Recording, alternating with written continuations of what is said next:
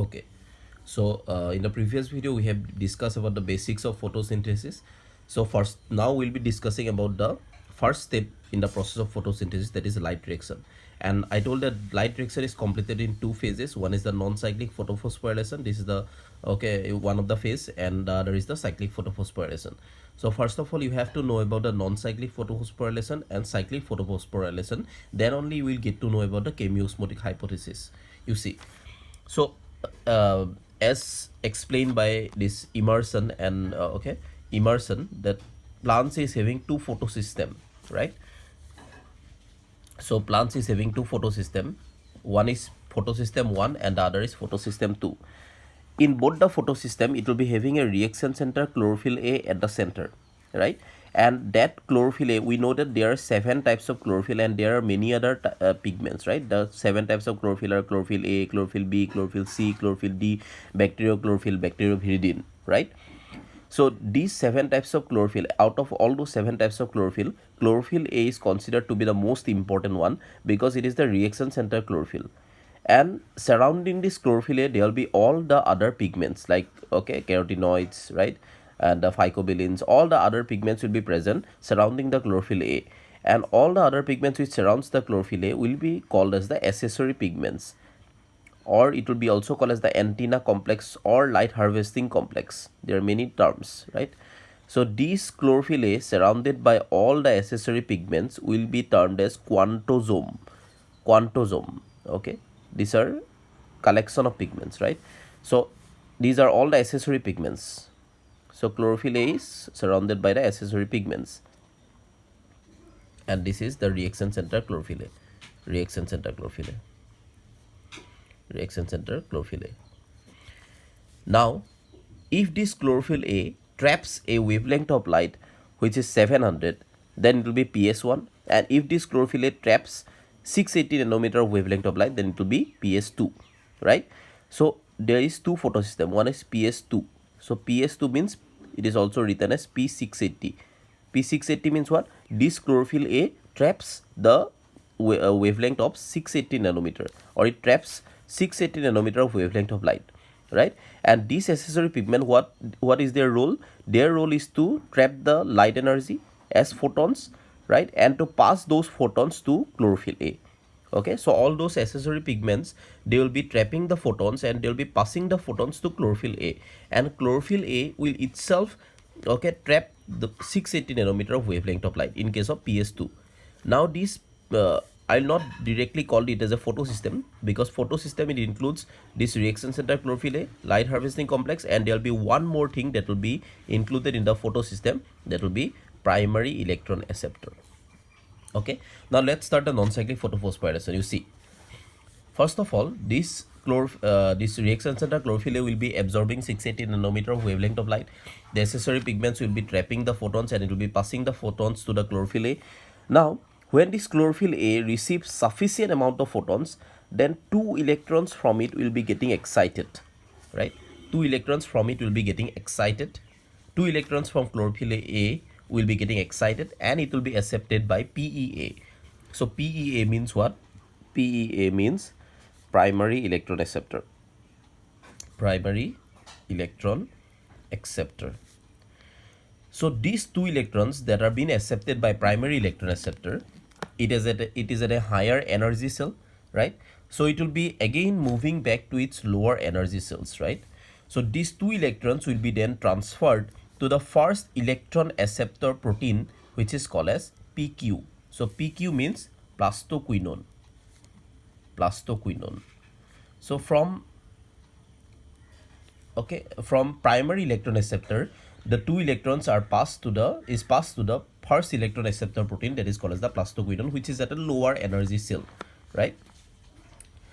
From the plastoquinone, these 2 electrons will be passed to the next electron acceptor protein, which is called as the cytochrome complex. Okay, cytochrome complex. So it is called as the cytochrome complex. Cytochrome complex. Now, electron is coming from higher energy cell to lower energy cell. At cytochrome complex, the electron will be releasing energy, and that energy is used up Okay, that energy is used up in formation of ATP by the combination of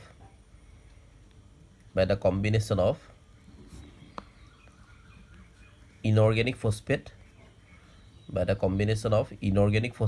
with the ADP. So that energy is used up in the formation of ATP.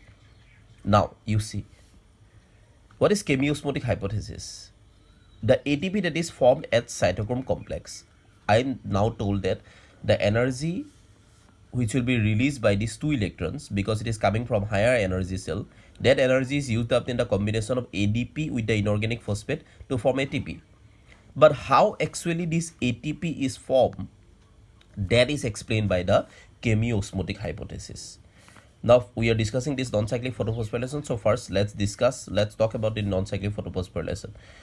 So this two electron that is being accepted by cytochrome complex, these two electrons will be then passed to the next electron acceptor protein, which is called as the plastocyanin. And from plastocyanin, that two electrons will be, so this PC means plastocyanin. And from plastocyanin, that two electrons will be accepted by the next photosystem, that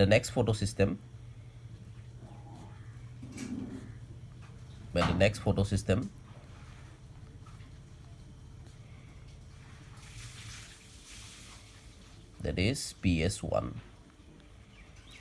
So this is chlorophyll A and it is PS1. PS1 means P700. So that two electrons will be then transferred to the next photosystem, that is PS1. Okay, and in the PS1 also same thing is happening. The accessory pigments is trapping the photons and it is passing the photons to the chlorophyll A.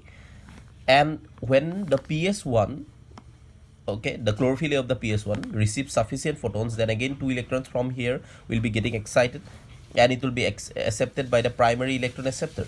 And from the primary electron acceptor, that two electrons will be then passed to the first electron acceptor protein. Here is the FD. Okay, this FD. So FD accepts the first electron acceptor. So FD is the first electron acceptor here. FD means ferredoxin. And from the FD it comes to the next electron acceptor, that is NADP. What is NADP means? NADP means nicotinamide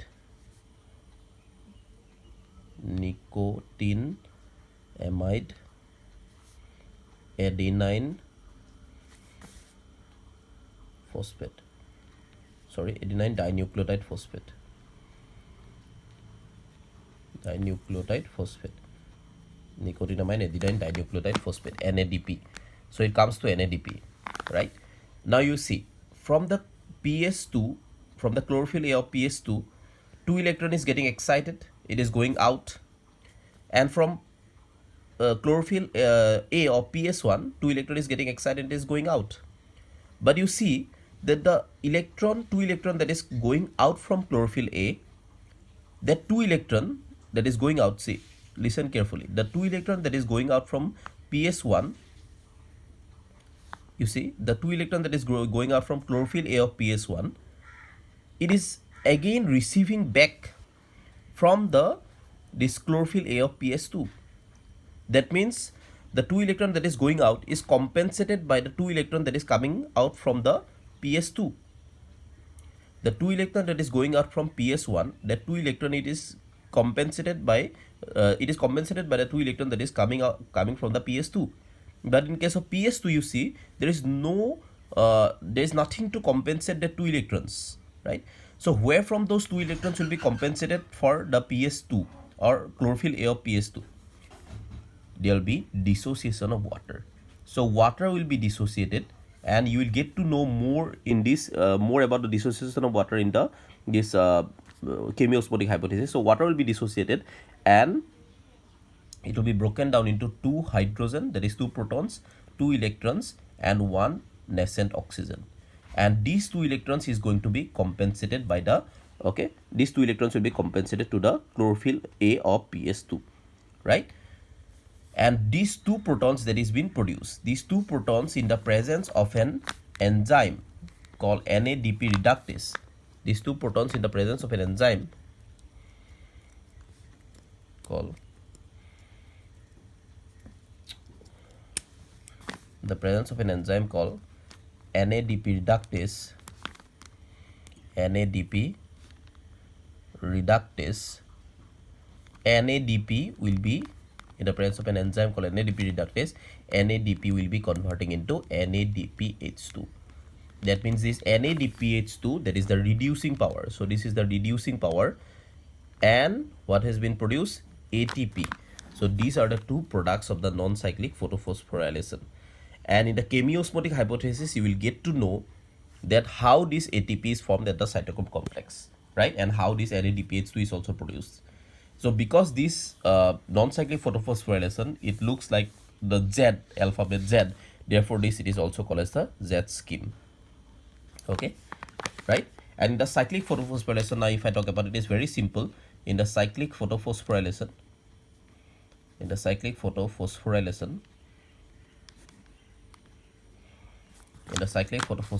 what happens? That there will be the non-cyclic photophosphorylation. It has started with the PS2. The cyclic photophosphorylation, it will start with PS1.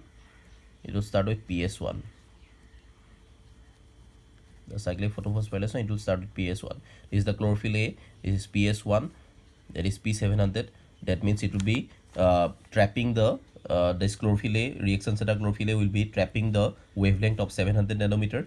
So whenever all these accessory pigments will be transferring its photons to the chlorophyll A, and when this chlorophyll A will be excited, then 2 electrons will be getting excited, and that 2 electrons will be moving out, and it will be accepted by the primary electron acceptor. Here the first acceptor protein is not the plastoquinone, but this FD, that is ferredoxin. And from the ferredoxin it will come to plastoquinone. From plastoquinone it comes to the cytochrome complex, right? So here when the electron comes from this ferredoxin to the plastoquinone, here the energy will be released. Okay, and that energy will be used up in combination of ADP with the inorganic phosphate to form ATP. And again when the electron comes from this plastoquinone to cytochrome complex, and energy will be released, and that energy will be used up in combining ADP with the inorganic phosphate to form this ATP, right? So and the 2 electrons will be coming to the plastocyanin, and from plastocyanin these 2 electrons will be moving back again to the reaction center chlorophyll A. So here you can see that the 2 electrons from plastocyanin, it is again going back to chlorophyll A. That means there is no requirement of the dissociation of water molecule. Why? Because the 2 electrons that is moving out, it is again coming back to its chlorophyll A. So there is no requirement of this dissociation of water, and because of that there is no evolution of oxygen also, or there is no generation of oxygen, because here you can see there is generation of oxygen, but there is no generation of oxygen here. Okay, so this is all about the non-cyclic and the cyclic photophosphorylation comprising which comprises the light reaction, right? In the next video we'll be discussing about the chemiosmotic hypothesis in details.